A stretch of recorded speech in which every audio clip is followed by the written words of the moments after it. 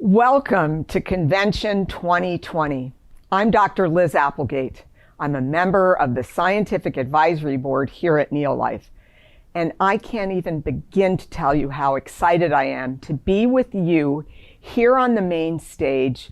And I get the privilege, thank you, Kendra, to unveil a new product. Honestly, I just want to jump ahead and talk about that. But I have a story to tell, a very important story that has so much to do with our current health concerns. I know you know this. The world is changing, maybe not the way you'd like it. It's been rather disconcerting, all the different issues that have arisen and impacted our lives in so many different ways. And in fact, I sometimes feel like I have no control with what's happening. But I think about it, and I think about you and your family and your NeoLife community. You do have control. We have changing health needs, and there is action that you can take. So the story that I want to talk to you about has to do with actually this current health crisis and how you can better defend yourself for your family as well and your NeoLife community. Here at NeoLife, we've been very consistent over the 60 plus years talking about the importance of a healthful lifestyle. Healthy living includes many different aspects. You can't rely on any single one of them. We know that eating a variety of foods providing all the different key essential nutrients is critical. We also know that getting routine, adequate physical activity, exercising, and doing that most days of the week is also so important for many of your body systems, such as muscular and circulatory. We need to rest, we need to sleep, we have to rejuvenate and recover, so getting the right amount of sleep. Hydrating, we may not think of that as part of a healthy lifestyle, but actually by hydrating and getting adequate fluids, you can deliver nutrients to your working body cells and other tissues, as well as getting rid of waste products.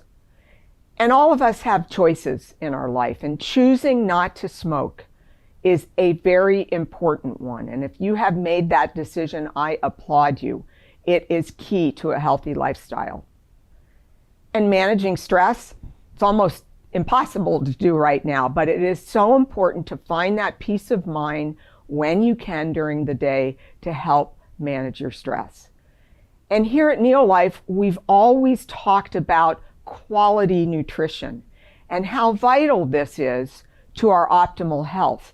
But I want to bring up something that's key to us right now, and that is immune system support. We're hearing words like immune compromised and inflamed lung respiratory system and all sorts of verbiage that's really kind of fearful. But here at NeoLife, we've always talked about quality nutrition as key to support your immune system. We know that a balance in nutrition is so important to your optimal health. There are 50 plus different nutrients that your body needs. No one food has them all. And in fact, we know here at NeoLife through long-term research that food components, vitamins, phytonutrients, actually work in synergy. So it's not about taking one unique supplement or eating one particular superfood. It's a balance, and we've always emphasized this. But I want to, in particular, pick out a nutrient that's available in our diet to some extent, that for sure is in your body, that is so crucial for our present day health crisis. And that is vitamin D. I probably have a lot of you smiling right now about this topic. This story is so important for you to share with your family, with your community. It literally will change your life. We need a strong defense right now. We need to protect ourselves. And I want you to look at that shield that has a D in it and think about, how is my defense against invading pathogens? bacteria, viruses. How am I doing with that? We think about all the different things that we do to help protect ourselves, and we're putting on masks and we're doing many other precautions to protect ourselves. But I want you to look inward and say, how is your body doing? Vitamin D plays a very important role in both what we call our first line of immune defenses and our second line. What simply that means, and we'll talk more as our story develops, is our first line of defense is like the mask that you might wear when you go out in public. It's actually shielding you from bacteria and viruses. Your skin, the inside of your lungs, intestines, that's actually your physical shield. And second line defense is once a pathogen might enter your body, how well is it put out? That is, think of it as a little fire. We need to just put that fire out, get rid of it, dispose of it. So vitamin D plays an important role in both first and second line defense. But I have some rather startling news for you. How are we doing in terms of our own body's vitamin D sufficiency? New research shows very clearly that around the world, we have a situation of vitamin D inadequacy. What I mean is that if we were to sample your blood, and this has been done worldwide, we find that up to 90% of the population in South America is suffering from vitamin D inadequacy. The level in their blood is below what's optimal. In Europe, 2/3 of the population, and in Africa, upwards of 90%. Well, what about here in North America? And really what I'm saying is, what about you? Well, what has been determined through crucial research, the NHANES study that has looked at adequacy of various nutrients, but in particular vitamin D, we find that between 75% for people with lighter skin and upwards of 90% of people with color or darker skin tones have vitamin D inadequacy. I hope you're just as startled as I am. Do you mean most of us don't have adequate vitamin D in our bodies to defend against invading bacteria and viruses? That's exactly what I mean. And I think if we take a look with our story and look at vitamin D history, we can get a better understanding. When I entered the world of nutrition, let's just say a number of decades ago, what I learned about and actually worked in a laboratory where vitamin D research was being conducted is we've always thought about this vitamin and its impact on bone health. And for good reason. It does play a major role. At the beginning of the 1900s, in urban areas, children were discovered to have a disease that was titled rickets. And if you look at this vintage picture, you can see the two children on the left and on the right that have bowed legs, either inward or outward. This is a result of the disease rickets. They have vitamin D inadequacy, and vitamin D is needed to absorb calcium through the intestinal tract, regulate the levels in the bloodstream, and put minerals in particular calcium, into the bone itself, into a mineral salt called hydroxyapatite. Strange word, but that's what calcium and phosphorus are together making up a bone mineral salt. If you look at the infographic there, you can see on the right a bone from a person that has rickets, and you see much less calcification, the calcium deposits, the mineral structure, as opposed to a healthy bone. Well, why does this lead to bowing of the legs?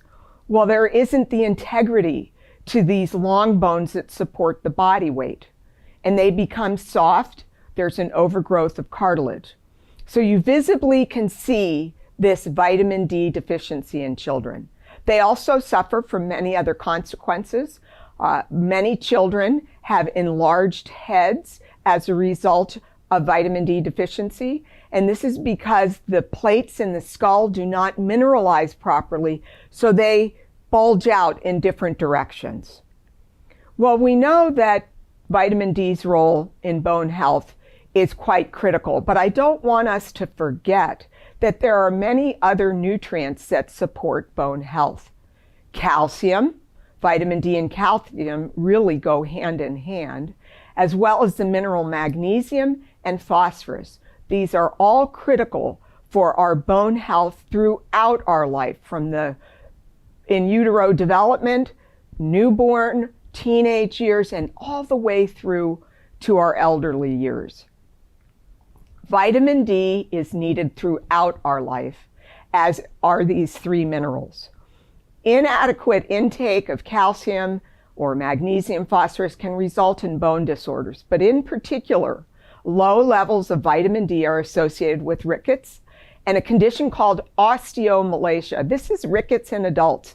In fact, I want to tell you a fun story, is that cowboys in the Old West days that covered their faces, wore a hat, long pants, had their whole body covered with long sleeve shirts and gloves as they wrangled up cows and other animals. They blocked the sunlight from coming in, and they actually developed osteomalacia, bowed legs as an adult. And that key word I said was sunlight. You've probably heard that vitamin D is the sunshine vitamin. So let's take a look at how our body can make its own D, but we've given it the name of vitamin D. The sunlight produces different ultraviolet rays, and one set of rays called UV for ultraviolet B rays that are defined as a certain wavelength shine on the body and take a compound that is normally in existence in our body. We actually make it cholesterol. Cholesterol is in a family of compounds called sterols that get converted into a variety of different compounds, specifically hormones in the body, such as sex hormones. In this case, cholesterol is chemically modified by the UV light. It actually disrupts the structure just a bit and forms something called pre-vitamin D. And I want to give you pause for thought right now. I mentioned cholesterol being converted into hormones. In actuality, vitamin D is a hormone, and I will explain more. Well, once we make the pre-vitamin D in our skin, this travels through our circulation, and if we have a healthy liver, the liver then modifies the pre-vitamin D to 25-hydroxy vitamin D. Sounds fancy. It's just an enzymatic chemical modification. We're not done yet. We need to now move this compound to our kidneys through the circulation, and the kidneys do one more step. They hydroxylate this compound once again to make active vitamin D. And this is what your body is designed to do, given sufficient exposure to sunlight. It's no problem to make the cholesterol. We already have that on board, and given that you have a healthy liver and kidney. So calcidiol, the active form of vitamin D, you'll see a lot of different names used. Now, we also can get vitamin D from the foods that we eat and from dietary supplements. Inside your body, these actual two forms of vitamin D, vitamin D3 cholecalciferol and vitamin D2 ergocalciferol, which can come from both diet and supplements, end up inside your body, and all of them together can be utilized throughout your body, as we will see, as the active form of vitamin D. It's correct to say D3, or you can say vitamin D2. You can say cholecalciferol or ergocalciferol. So you probably get it why we just say vitamin D. It's much easier. Well, where does vitamin D go to work inside of our body? Throughout your entire body, you have what are called D receptors, or VDR, to stand for vitamin D receptors. We used to think, remember back in the early 1900s, that vitamin D was just about bone health. Not anymore. The past decade, and in particular the past handful of years, vitamin D research has elucidated that receptors are literally everywhere in your body, not just bone, but also in various organs, your intestinal tract, in your lung, which is quite significant given our current health situation, in your skin, in many, many other tissues, and collectively in organs. And I think a way to look at it as you retell our vitamin D story is what a deep impact vitamin D can have on your various body systems. As you must know, you're not just skin, you're not just bones, you're not just blood vessels. Instead, you're a collection of body systems. So we have our skeletal system, which we've discussed. We have muscular system, vitamin D receptors for normal growth. Our circulatory system, so important for the epithelial lining. Nervous system, as well as our endocrine system. We know that vitamin D receptors are there telling the cells in those organs and systems what to do. And specifically your immune system, as well as your digestive tract, and your skin, hair, and nails, and finally your respiratory system. Tremendous responsibility that vitamin D has. And in fact, this is a good time to bring up, what do I mean by calling vitamin D a hormone? Well, it's made in the body and acts at various tissues or cells throughout the body. It is a hormone, just like your sex hormones, just like hormones that direct glucose balance. Vitamin D, if we just called it D, we would be correct in calling it a hormone. But we also can get it from the foods that we eat, unlike our sex hormones and other hormones I mentioned. So let's take a deeper dive into vitamin D's role in our immune system strength. Think about that shield that we saw earlier. We want the best defense possible. And it's not just about wearing a mask, it's protecting ourselves at various levels. First line of defense and second line of immune defenses. Vitamin D, I can't impress upon you enough that especially now, the wake-up call that we've received, it's time to get your immune system supported and strong. Let's take a look at its specific roles. We know that vitamin D is important to maintaining the integrity of your skin, of the inside of your intestinal tract, and of the lining of the lungs. How is that first line of defense? If I were to breathe in or have in contact with my skin or to swallow a pathogen, be it a bacteria or a virus, I would want to stop it. This literally is a physical shield. To maintain the integrity of those tissues, you need adequate status for vitamin D. It tells the cells how strong to be and how to behave. We also know that inside your body, certain cells produce special proteins that we call peptides. That's literally a small protein. And these proteins, such as defensin, actually have antimicrobial action. So there's an internal second line of defense. And then we have a host of immune cells.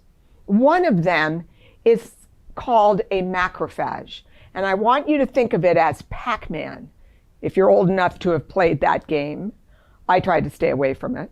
And it literally eats up invading pathogens, be they viruses or bacteria. Vitamin D is necessary for the macrophages and the other immune cells like B and T lymphocytes to protect you. Second line of defense. I want to go even further and look inside our respiratory system.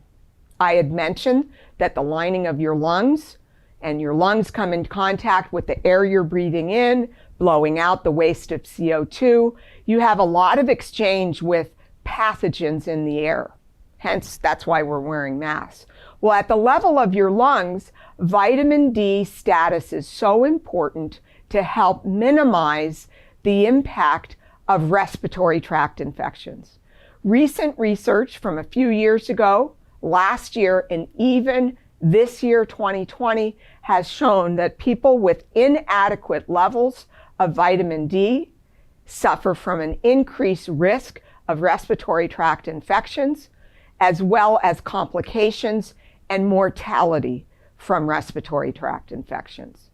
A handful of studies have looked at vitamin D supplementation, so giving people an external source of vitamin D and finding a lower risk in developing respiratory tract infections. Well, I think it's important for us to go back and look at our global issue of vitamin D inadequacy. You're probably struggling with the thought right now, am I inadequate in vitamin D? I sure hope not. But actually, if we look at statistics, chances are you may well be. Well, how do we determine your vitamin D status? This would be something that I would hope that your primary care physician or medical practitioner would be happy to do a blood test. And we can measure your serum vitamin D, or what we call 25-hydroxy vitamin D. We would take a sample of blood, spin it in a machine, and isolate out, get rid of the blood cells, and we'd have left behind the serum. It's somewhat clear. We measure the amount of vitamin D in nanomoles per liter. It's a very small amount. But what we find is if your levels are below 30 nanomoles per liter, this is defined as inadequate. And this may put you in the deficiency state and potentially developing rickets and other issues. In the amount of 30 to 50, this is not considered optimal for health. So overall health, and remember all the body systems where vitamin D was involved. If your vitamin D levels are above 50, it's considered desirable and appropriate, but there's also a point of don't be above 125. Overdoing it and having too much vitamin D does present toxicity risk, but really our state of affairs is too little. Let's look at who's running the risk of being inadequate. And you might help, it may help you find where you fall in all this. Where you live is so important. The farther you live north, the farther you live south from the equator, the less UVB exposure you have. Because when we get into the winter months in the north or in the southern latitudes, there isn't sufficient angle in the sky from the sun to give you the UVB rays that you need to have to make vitamin D. In fact, if you live north of Los Angeles, you are not exposed to sufficient UVB rays during the months of October to March. If you're working indoors, you're not getting sunlight. You might be sitting by a sunny window, but guess what? UVB rays don't penetrate the window glass. So you're not getting enough UVB rays. And the darker your skin tone, the more natural melanin that you have, what we refer to as a sunblock, literally, that protects your skin from ultraviolet light. While darker skin tones are blocking, because of the melanin, the amount of UVB rays that can penetrate. So if you have a darker skin tone and you live in northern latitude, say up in the state of Washington, it's very problematic most times of the year. Well, before you say, hey, I'm going to jump outside and catch some sun, well, there's a risk with that. As you probably know, there's a catch-22 to too much sun exposure. Avoiding sun exposure is recommended by the Centers of Disease Control to lower your risk of developing skin cancer. It's a concern.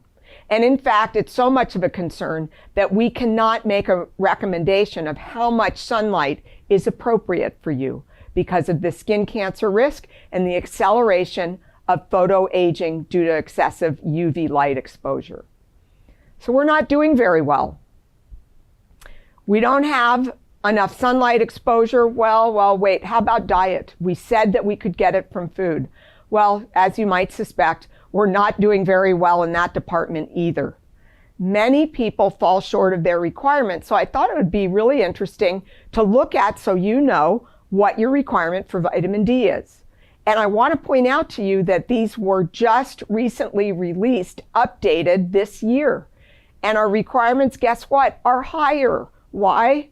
Because we're now understanding vitamin D's role and can better understand how it impacts your body in all those body systems. So for children and adults, you need 15 micrograms. And you'll notice there are other units being expressed. International units, so 600 IUs for kids and for adults. 1 microgram of vitamin D is equivalent to 40 international units. And oftentimes on food labels, you'll see both expressions. Now look at this, older people. Let's define that. You basically are 70 or older, your requirement increases. And that's because of a variety of reasons that you're not able to make vitamin D as readily, and you might not be getting enough sun exposure. Our daily value that's used on food labels is set at a new number now. So this is an update for 2020. The daily value used to put on FACS panel on a dietary supplement or on a carton of milk, the new requirement is 20 micrograms or 800 IUs. So let's turn to diet. Where can we get vitamin D? Unfortunately, there are very few foods that contain vitamin D. Fatty fish, that's pretty much the standout source. Salmon, you would have to eat 2 big fillets of salmon to meet your need. There are small amounts of vitamin D in beef liver, in egg yolks, and a couple of other foods. In plant products, we can take mushrooms that naturally contain a compound called ergosterol. And if we shine UV light on it, we can make ergocalciferol. So there's vitamin D2 in some mushrooms. You have to check the labeling to see if it contains the vitamin D2. We can turn to vitamin D fortified milk. You need about 8 to 10 cups of vitamin D fortified milk to meet your needs. And for breakfast cereals, check the label. Not all of them are fortified. But if they are, you need around 12 cups. So that's a lot. You can see that calorie-wise, that's not the greatest choice. Plant milks like almond milk, soy milk, you have to check the label and see if they're vitamin D fortified. Not all of them are. You'll need 12 plus cups of these plant milks to meet your need. Well, so how are we overall doing on meeting our needs through diet? It's dismal as well. Kids are doing the best with about 1/3 of their requirement being met. That is 1/3 of the people meeting their requirement through foods. But this drops down to teenagers at 25%, most adults at under 25%. And as we get older, many people fall off because of eating less food, requiring more. So really the bottom line here is we're not eating enough either, besides not getting sufficient sunlight. Well, I want to add to our list of who's most at risk for vitamin D inadequacy. Besides spending a lot of time indoors, darker skin tone, and where you live, it turns out that people who are overweight or obese have an increased risk because vitamin D gets sequestered in the fatty tissue. And those people that are getting older, we all are, but basically over the age of 70, we need more, we make less. Our livers and kidneys don't do as well at our job of making vitamin D, and we're eating fewer calories and getting in less vitamin D. So if we could just stand back for a second and take a look at vitamin D's role and its impact on our health and well-being, it's staggering. So I hope so far this story has let you know that D is vital for our defenses. And I'm so excited to bring you and unveil our new product. I hope you're ready for this.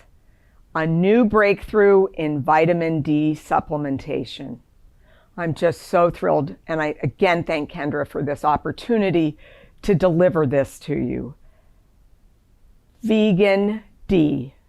This is a result of hard work by the Scientific Advisory Board, carefully combing through the research and providing you with a vegan vitamin D with both D3 and D2. I think it's great right now to mention the Scientific Advisory Board, and John Miller did such a fabulous job describing the rich history of product development and the careful evaluation of research, careful evaluation of ingredients, and final product. The board's priority is filling your needs for optimal health, not following a fad. So here we are, perfectly timed actually, given our current health crisis. And by the way, Dr. Diane Clayton has written a wonderful article in the Lifestyle magazine for summer. So I'd recommend taking a look at that to further educate yourself about immune system support. Vegan D is a proprietary blend of vitamin D3 and D2. We've naturally sourced both vitamin D3 and D2, and it's a unique whole base food products that we've taken this extract of vitamin D3 and D2 from whole plant foods. So this is a good time to mention that a lot of dietary supplements contain vitamin D3 that comes from animals. And it specifically comes from sheep's wool, which is shaved off. A compound called lanolin is extracted, and from that vitamin D is extracted. So for people who are practicing vegan diets, they would avoid vitamin D3 from animal products. So we've made sure that this is vegan D for all, and that, as always, NeoLife ensures the high potency of this dietary supplement, the safety, and the quality. We screen and monitor the ingredients that go in, the finished product. No GMO ingredients are used. There are not any contaminants in the ingredients that go in or the product that is at the end. Let's take a look at the label for Vegan D. And you can see the beautiful picture of our two sources. I hope you can tell. It's actually lichen and mushrooms. And the dietary supplement facts panel will show you that one bottle contains 90 tablets, and that's a 3-month supply.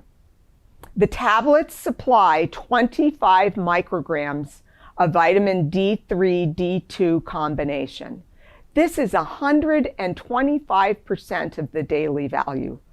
About 8 to 10 cups of milk, about 3 or 4 salmon fillets. So we're really supplying you with quality vitamin D3 and D2. The D3 and D2 are taken from vegan sources. Lichen, the actual name of the form that's used, is called reindeer lichen. And I don't know if you've ever seen lichen out in nature, falling off of tree branches and elsewhere. It only grows in very pure air.